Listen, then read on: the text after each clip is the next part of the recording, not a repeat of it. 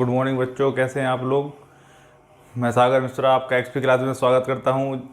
और जैसा कि आप लोग के बहुत से कमेंट आ रहे थे कि सर जो 30% सिलेबस हमारा कम हुआ है उसकी थोड़ी हमें वीडियो बना दीजिए। तो मैं आज आपके वो सारे डाउट जो हैं वो जो मतलब आपके मतलब कोर्स से रिलेटेड हैं, कितना कोर्स कम हुआ है, कितने चैप्टर से कौन कौन से पार्ट्स अलग हुए हैं, ठीक है। तो आज वो सब पूरा मैं बिल्कुल डिटेल से बताऊंगा।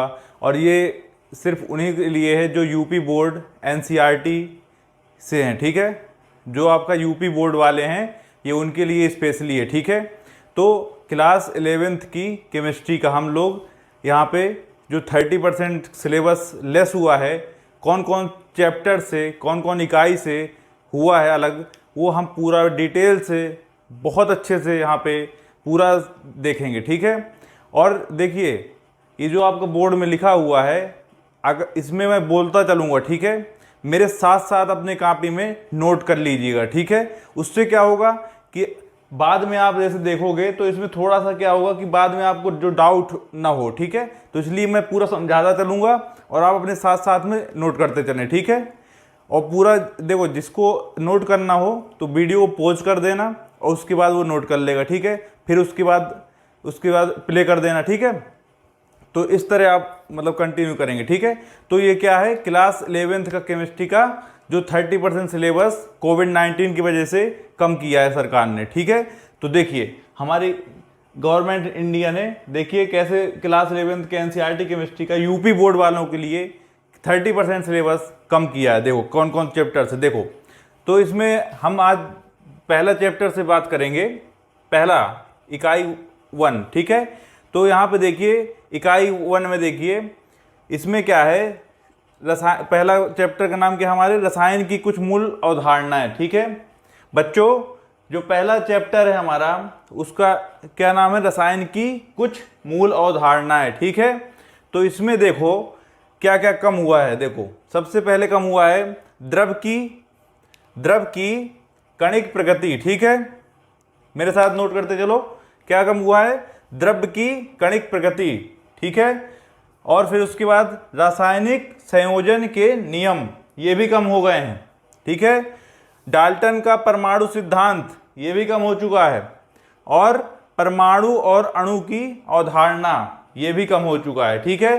तो मैंने बच्चों क्या बोला, कौन कौन से जो चैप्टर 1 में जो आपकी रसायन की कुछ मूल अवधारणाएं हैं उसमें कौन कौन से टॉपिक अलग किए गए हैं, द्रव की कणिक प्रकृति, ठीक है, रासायनिक संयोजन के नियम और डाल्टन का परमाणु सिद्धांत, परमाणु और अणु की अवधारणा, 4 टॉपिक अलग किए गए हैं, ठीक है। तो ये हो गया चैप्टर 1 का। अब चैप्टर 2 में आते हैं बच्चों। चैप्टर 2 फर्स्ट हो गया, ठीक है। अब चैप्टर 2 देखो, परमाणु की संरचना, ठीक है। परमाणु की संरचना है चैप्टर 2 में है बच्चों। देखो परमाणु की संरचना, इसमें क्या क्या कम हुआ है, electron proton neutron, electron proton neutron की खोज, ठीक है, एक ये कम हो गया। उसके बाद परमाणु क्रमांक, समस्थानिक और संभारिक, थॉमसन का मॉडल और सीमाएं, रदरफोर्ड का मॉडल और सीमाएं, ये अलग हुए हैं, ठीक है। देखो एक बार फिर सुनो क्या क्या कम हुआ है इसमें, इलेक्ट्रॉन प्रोटॉन न्यूट्रॉन की खोज, ठीक है। उसके बाद परमाणु क्रमांक, समस्थानिक और संभारिक ये कम हो गए, और थॉमसन का मॉडल भी और उसकी सीमाएं अलग हो गई, ठीक है। और रदरफोर्ड का मॉडल और सीमाएं ये अलग हो गया, ठीक है। तो हमारे चैप्टर 2 से ये चीज़ें अलग हुई, ठीक है। अब आते हैं नेक्स्ट चैप्टर 3, जो हमारा इकाई 3 है, तो तत्वों का वर्गीकरण और गुणधर्मों की आवर्तिता, ठीक है। तो ये हम देखो बच्चों चैप्टर 3 क्या है, तत्वों का वर्गीकरण और गुणधर्मों की आवर्तिता, ठीक है। इससे क्या क्या कम हुआ है वो देखते हैं। पहला क्या है, वर्गीकरण की सार्थकता, ठीक है। क्या कम हुआ है बच्चों, वर्गीकरण की सार्थकता, ठीक है। वर्गीकरण की सार्थकता कम हो गई। आवर्त सारणी के विकास का संक्षिप्त इतिहास, ठीक है। आवर्त सारणी के विकास का संक्षिप्त इतिहास भी कम हो गया है, इसमें 2 टॉपिक कम हुए हैं, ठीक है। चैप्टर 3 में क्या क्या कम हुआ है बच्चों? वर्गीकरण की सार्थकता और आवर्त सारणी के विकास का संक्षिप्त इतिहास। ठीक है, अब इसके बाद नेक्स्ट जो हमारा है, इसमें देखो बच्चों इकाई 4 से कुछ भी कम नहीं हुआ। ठीक है, वो पूरा हमने पढ़ाया है और उसको पूरा पढ़ना है। ठीक है, तो जो हमने यूट्यूब में आपको हमारे एक्सपी क्लासेस में वो पूरी वीडियोस हैं चैप्टर 4 की। ठीक है, केमिकल बॉन्डिंग का, तो आप उसको पूरा ही पढ़ना पड़ेगा। मैंने पूरा पढ़ाया है उसको। ठीक है, तो वो एक भी कम नहीं हुआ है, इसलिए मैंने चैप्टर 2 ना लेकर के चैप्टर 4 लिया था। ठीक है, ये रीजन था। ठीक है, तो यहाँ पे चैप्टर 4 से हमें एक भी रिलैक्स नहीं मिला है। ठीक है, इसके बाद चैप्टर 5 में आते हैं।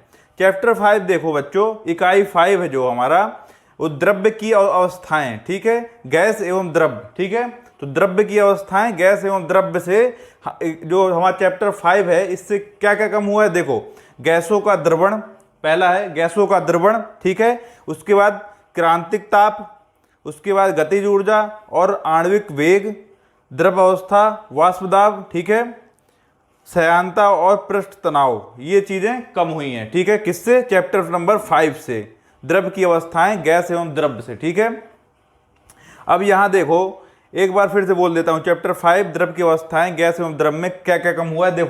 देखो गैसों का द्रवण। ठीक है, उसके बाद क्रांतिक ताप, गतिज ऊर्जा और आणविक वेग। ठीक है, द्रव अवस्था, वाष्प दाब। ठीक है, द्रव अवस्था, वाष्प दाब, श्यानता और पृष्ठ तनाव। ठीक है, ये इतने टॉपिक जो हुए हैं ये कम हुए हैं। ठीक है, उसके बाद हम नेक्स्ट चैप्टर में जाते हैं। चैप्टर नंबर आता है 6, इकाई नंबर 6 क्या है? ऊष्मागतिकीय। ऊष्मागतिकीय। ठीक है, ये देखो ऊष्मागतिकी में सबसे पहला चैप्टर जो कम हुआ है टॉपिक, ऊष्माधारिता। ऊष्माधारिता कम हो गई, विशिष्ट ऊष्मा कम हो गई, साम्यावस्था हेतु मानदंड, ये आपके कम हो गए 3 टॉपिक। ठीक है, कौन कौन से? इकाई 6 में हमारे जो ऊष्मागतिकी है उससे क्या क्या कम हो गया? ऊष्माधारिता, विशिष्ट ऊष्मा और साम्यावस्था हेतु मानदंड। ठीक है, ये कम हो गए। इसके बाद हम यहाँ पे नेक्स्ट में आते हैं, नेक्स्ट चैप्टर में, इकाई नंबर 7, चैप्टर नंबर 7। ठीक है, इसमें देखो बच्चों क्या क्या कम हो गया है। पहला कम हुआ है साम्यावस्था। देखो जो हमारा चैप्टर नंबर 7 है, इसमें इसका जो चैप्टर नंबर 7 है साम्यावस्था। ठीक है, इसमें क्या क्या कम हो गया है? हेंडरसन समीकरण। ठीक है, और लवणों का जलीय अपघटन। हेंडरसन समीकरण और लवणों का जलीय अपघटन, ये 2 टॉपिक आपके यहाँ से कम हुए हैं। ठीक है, साम्यावस्था से। ठीक है, इसके बाद हम नेक्स्ट चैप्टर में चलते हैं, इकाई नंबर 8। इसमें देखो रेडॉक्स अभिक्रिया। ठीक है, क्या है चैप्टर नंबर 8 हमारा? रेडॉक्स अभिक्रिया। रेडॉक्स अभिक्रिया में देखो जो आपकी रेडॉक्स अभिक्रिया के अनुप्रयोग होंगे वो हमें नहीं पढ़ना है। ठीक है, सिर्फ वो छोड़ना है, तो इसमें एक ही टॉपिक कम हुआ है। इसके बाद नेक्स्ट चैप्टर है हमारा इकाई नंबर 9। ठीक है, मतलब चैप्टर नंबर 9।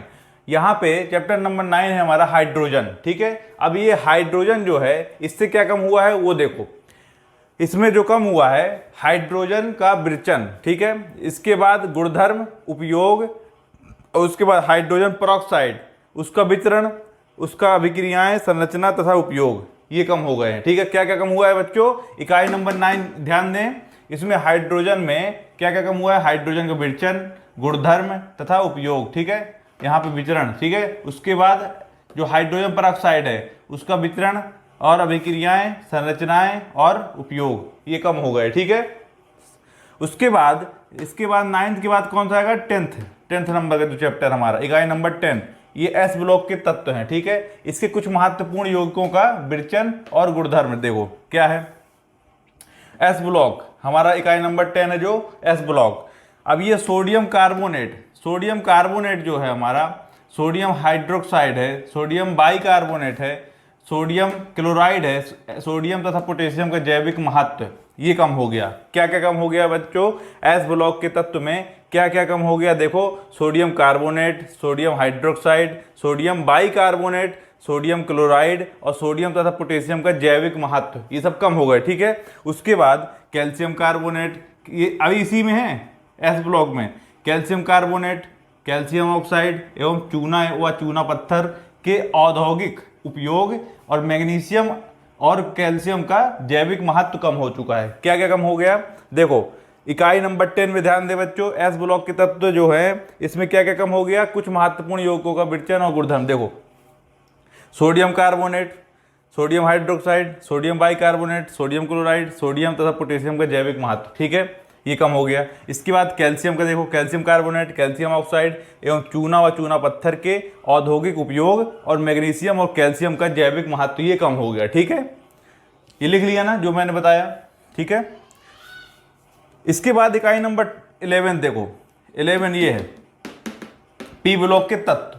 इसमें जो पी ब्लॉक में वर्ग नंबर 13 है, वर्ग 13 के जो तत्व हैं उसमें क्या क्या कम हुआ है, देखो पी ब्लॉक के तत्व हैं, ठीक है, इकाई नंबर 11, इसमें भी इसके पी ब्लॉक में वर्ग नंबर 13 के जो तत्व हैं उसमें क्या नहीं पढ़ना है, बोरिक अम्ल, ठीक है, ये बोरेक्स लिखा है, बोरिक अम्ल, ठीक है, बोरिक अम्ल हो गया, बोरान हाइड्राइड, ठीक है, एल्यूमिनियम अम्लों और क्षारों के साथ अभिक्रियाएं उपयोग, इनके उपयोग जो होंगे वो हमें नहीं पढ़ना है, ठीक है। इसके बाद वर्ग नंबर 14 के तत्व में आते हैं, ठीक है।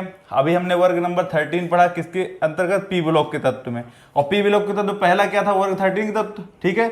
अब इसके बाद दूसरा क्या है, वर्ग 14 के तत्व, 13 के बाद 14 के तत्व, ठीक है। इसमें कार्बन सिलिकॉन के कुछ महत्वपूर्ण यौगिकों के उपयोग और ऑक्साइड नहीं पढ़ना, ठीक है। उसके बाद सिलिकॉन के यौगिक, सिलिकॉन टेट्राक्लोराइड, सिलिकॉन सिलिकेट एवं जियोलाइट और उनके उपयोग हमको ये नहीं पढ़ना है, ठीक है।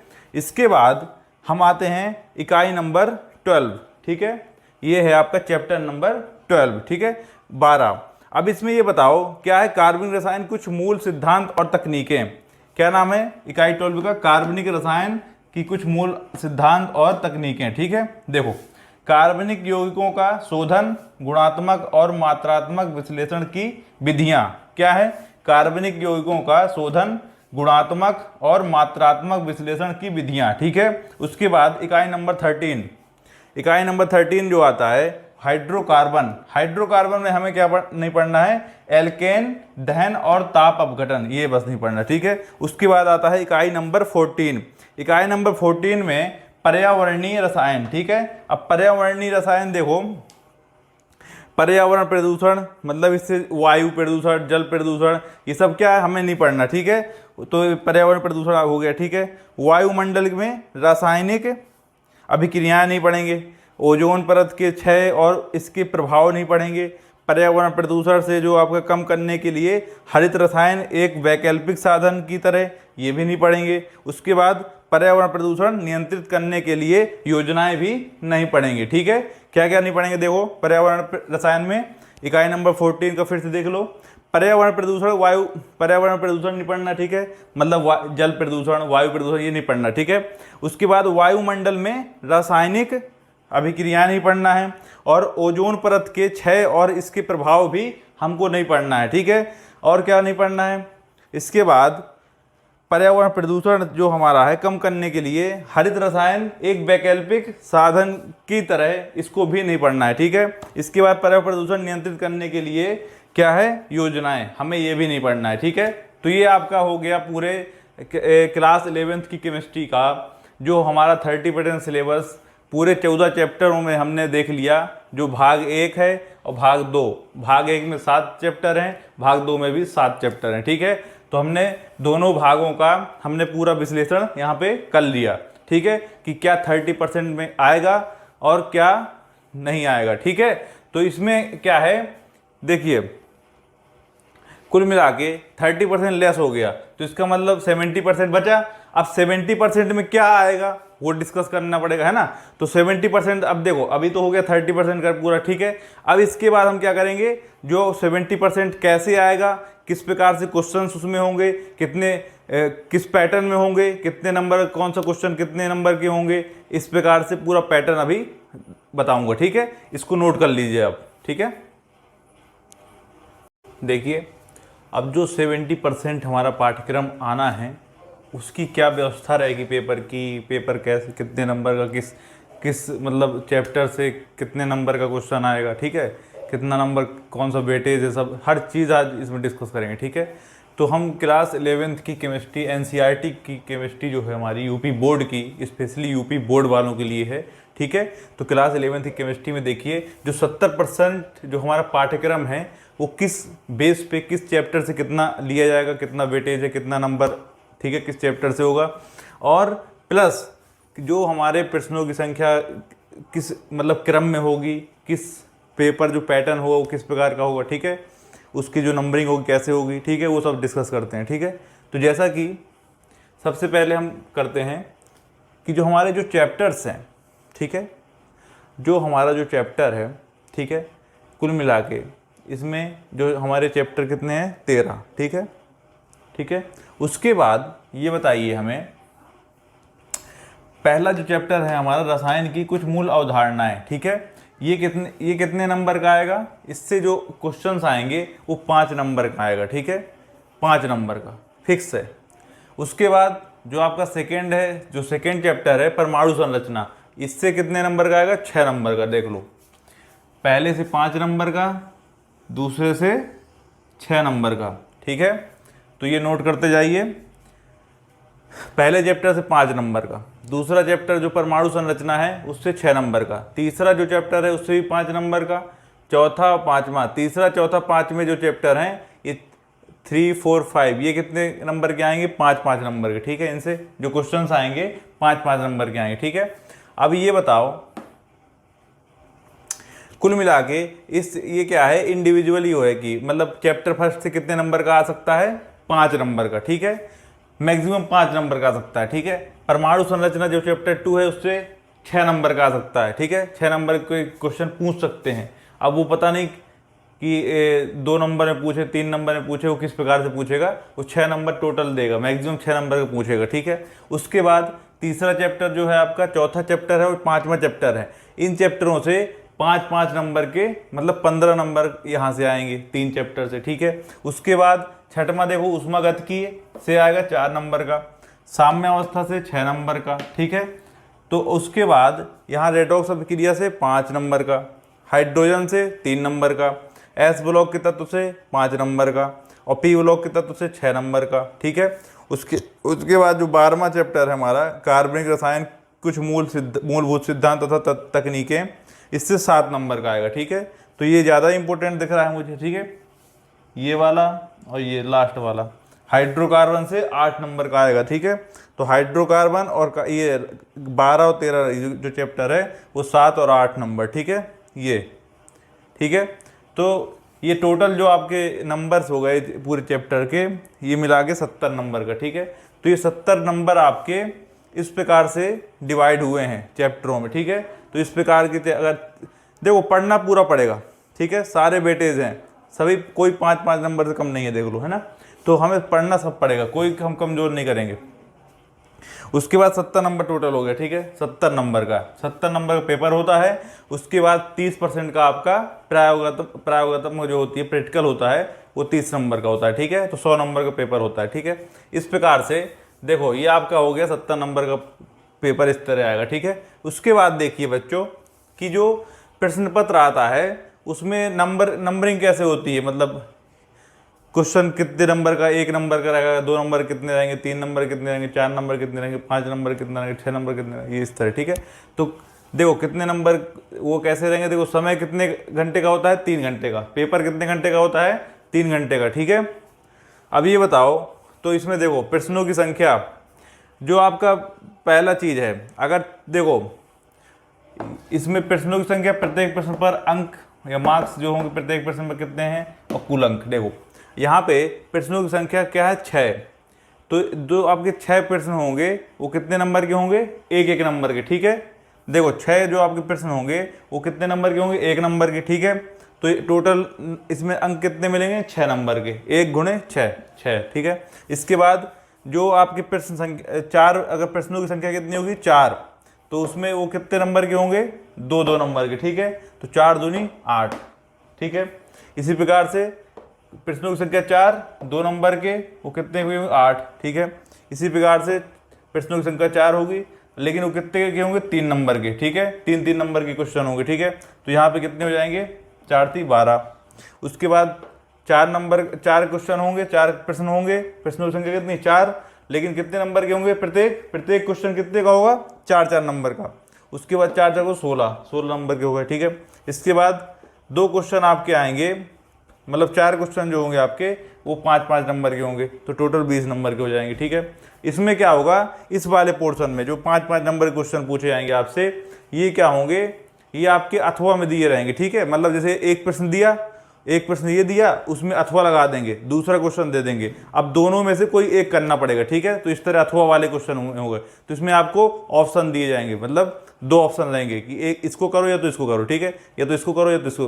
किस में करेंगे? जो 5 नंबर क्वेश्चन होंगे उसमें देंगे, अथवा में, ठीक है। और किसी में अथवा नहीं देंगे।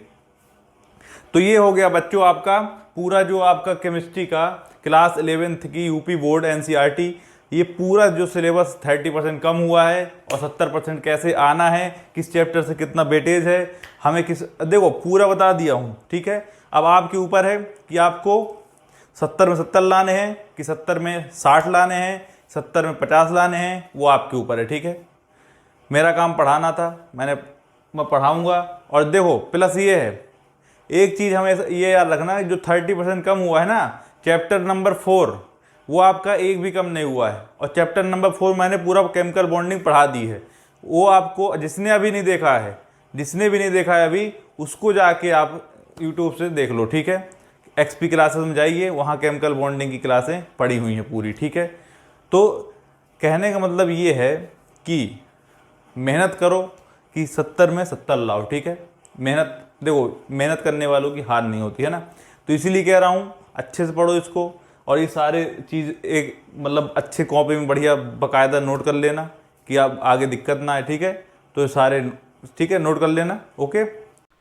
तो इस प्रकार से यह वीडियो यहीं समाप्त होता है। उम्मीद है, आशा है, होप है यह वीडियो आपको बहुत ही ज्यादा अच्छा लगा होगा, पसंद आया होगा और कोई भी समस्या नहीं रही होगी। यदि वीडियो आपको अच्छा लगता है तो चैनल को सब्सक्राइब करने के साथ साथ बेल नोटिफिकेशन को ऑल सेलेक्ट जरूर कर लीजिएगा, क्योंकि कोई भी वीडियो अगर आता है आप बेल नोटिफिकेशन को ऑल सेलेक्ट करे रहेंगे तो कोई भी वीडियो आने पर उसका नोटिफिकेशन, उसका अपडेट आपको तुरंत के तुरंत मिल जाएगा और आपकी कोई भी क्लास मिस नहीं होगी। इस बात को ध्यान रखिएगा और साथ ही चैनल को सब्सक्राइब जरूर कर लीजिएगा। यदि आपको वीडियो बहुत ही ज्यादा अच्छा लग जाता है तो वीडियो को लाइक शेयर कमेंट्स करना मत भूलिए।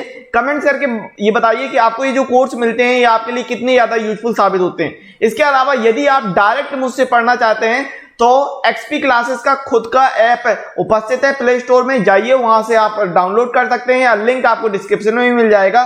तो लाइव क्लासेस के लिए हमारे ऐप को डाउनलोड जरूर कीजिए। वहां पर आपको फ्री पीडीएफ सॉल्यूशन, नोट्स और डाउट क्लियरेंस कराए जाते हैं, कोई भी दिक्कत नहीं आती है। तो मिनिमम प्राइस पर और मिनिमम फीस पर आप उस क्लास को ज्वाइन कर सकते हैं। बहुत ही मिनिमम से मिनिमम आपकी फीस रहती है, इस बात को ध्यान रखिएगा। तो आगे बढ़ते हैं और साथ ही यदि आप हमारे सोशल मीडिया प्लेटफॉर्म के हैंडल को फॉलो करना चाहते हैं तो फॉलो भी कर सकते हैं, जैसे कि Facebook, Telegram, Twitter and Instagram. यहां पर आप हमसे पर्सनल बात भी करना चाहते हैं तो कर सकते हैं, कोई भी दिक्कत नहीं होती है। लिंक आपको डिस्क्रिप्शन में मिल जाएगी सभी के। एप्लीकेशन को जरूर डाउनलोड करें और चैनल को सब्सक्राइब नहीं किया तो चैनल को तुरंत सब्सक्राइब कर लीजिएगा। इसी के साथ मिलते हैं अगले वीडियो में, तब तक के लिए जय हिंद, जय भारत, वंदे मातरम।